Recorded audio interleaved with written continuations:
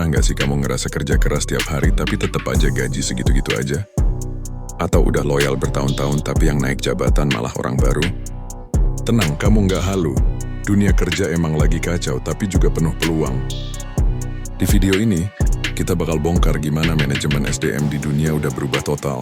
Bukan cuma soal teknologi tapi soal cara perusahaan memperlakukan manusia.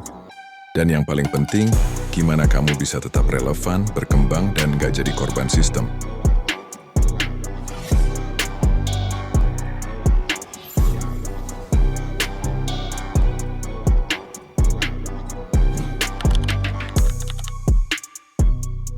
Dulu HR itu identik dengan absensi, gaji, dan surat peringatan. Sekarang, HR udah jadi pusat strategi bisnis. Perusahaan global pakai AI dan cloud system buat rekrutmen dan evaluasi karyawan.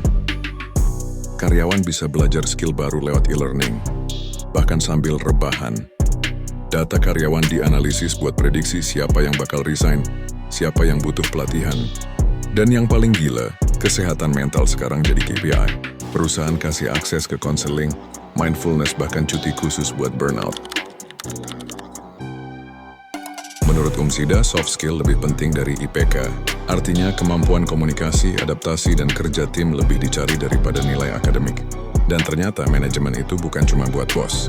Ibu rumah tangga, pelajar, bahkan driver ojol pun pakai prinsip manajemen tiap hari. Ngatur waktu, ngatur emosi, ngatur prioritas. Teknologi juga bikin manajemen makin fleksibel.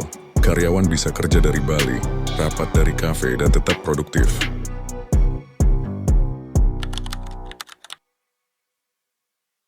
Ini bagian yang paling mind-blowing. Mindset karyawan ternyata lebih menentukan daripada skill. Karyawan dengan growth mindset percaya bahwa mereka bisa berkembang. Mereka nggak takut gagal, malah belajar dari kesalahan. Sebaliknya, fixed mindset bikin orang stagnan. Takut salah, takut berubah, dan akhirnya jadi beban tim.